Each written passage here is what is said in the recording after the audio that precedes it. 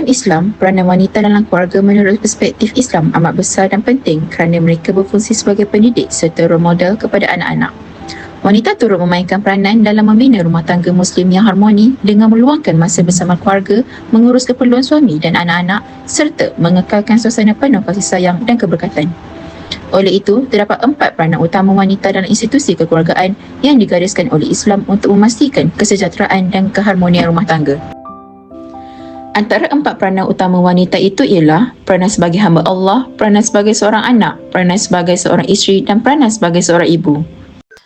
A'udzu billahi minasyaitonir rajim. Ya ayyuhalladzina aminu billahi wa rasulihi wal kitabil ladzi nazzala ala rasulihi wal kitabil ladzi anzala min qabl.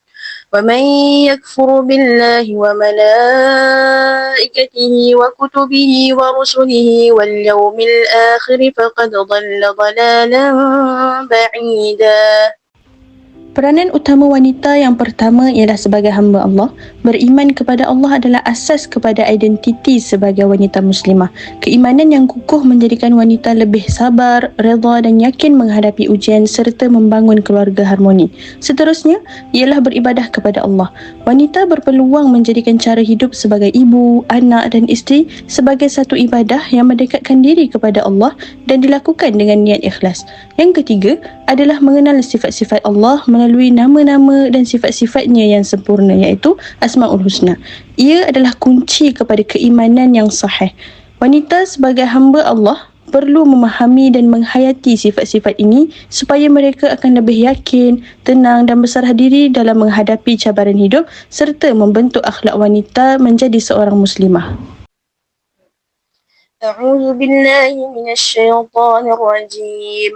وَقَضَى رَبُّكَ أَلَّا تَعْبُدُوا إِلَّا إِيَّاهُ وَبِالْوَالِدَيْنِ إِحْسَانًا إِمَّا يَبْلُغَنَّ عِندَكَ الْكِبَرَ أَحَدُهُمَا أَوْ كِلَاهُمَا فَلَا تَقُل لَّهُمَا أُفٍّ وَلَا تَنْهَرْهُمَا وَقُل لَّهُمَا قَوْلًا كَرِيمًا.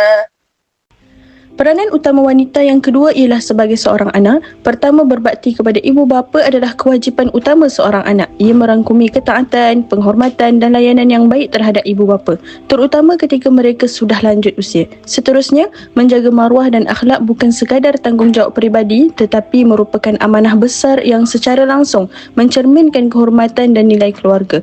Menjaga maruah bukan sahaja memberi kesan kepada hubungan sosial tetapi juga kepada hubungan dengan Allah Subhanahu Wa Taala. A'udzu billahi minasyaitonir rajim.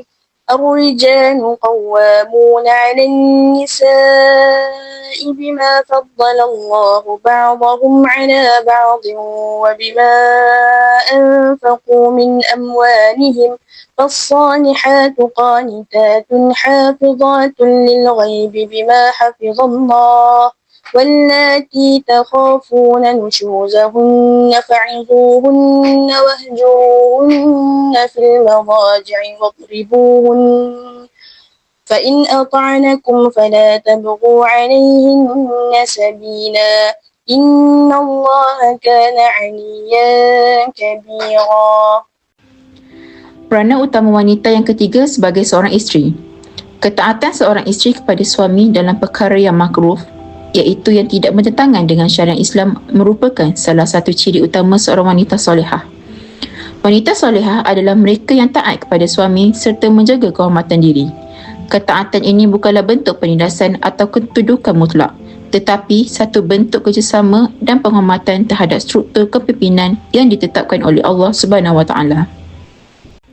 Selain itu, isteri memainkan peranan penting sebagai penasihat rohani dan pendorong kepada amalan kebaikan serta ketakwaan. Isteri yang solehah akan sentiasa mengingatkan suami tentang tanggungjawab agama seperti solat berjemaah, membaca Al-Quran, menjaga waktu solat dan menjauhi perkara yang dilarang. Ini bukan sahaja menunjukkan keprihatinan terhadap suami tetapi juga membuktikan bahawa dia mengambil berat tentang keselamatan akhirat keluarganya.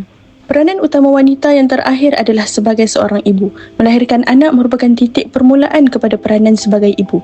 Wanita yang mengandung dan melahirkan anak perlu bersedia menanggung kesakitan, ketidakselesaan dan risiko yang tinggi demi memastikan kelangsungan zuriat dan kesinambungan generasi.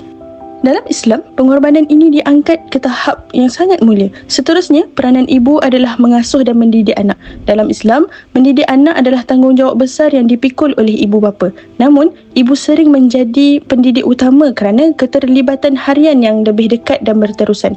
Pendidikan yang diberikan oleh ibu bukan sahaja melibatkan ilmu pengetahuan, tetapi juga nilai-nilai spiritual seperti keimanan, kesabaran, kasih sayang dan tanggungjawab. Seterusnya, menyediakan keperluan keluarga. Penyediaan makanan dan keperluan harian keluarga adalah antara tugas rutin yang dilaksanakan oleh ibu dengan penuh kasih sayang dan tanggungjawab. Walaupun ia kelihatan sebagai kerja domestik yang biasa, Islam mengiktiraf peranan ini sebagai satu bentuk ibadah dan sedekah yang besar ganjarannya. Kesimpulannya, wanita memainkan peranan yang sangat penting dan mulia dalam institusi kekeluargaan menurut perspektif Islam, sama ada sebagai anak, isteri, ibu atau sebagai makhluk ciptaan Allah Subhanahu Wa Taala. Wanita dipertanggungjawabkan untuk membentuk asas yang kukuh dalam keluarga serta menjadi tunjang kepada keharmonian dan kestabilan rumah tangga.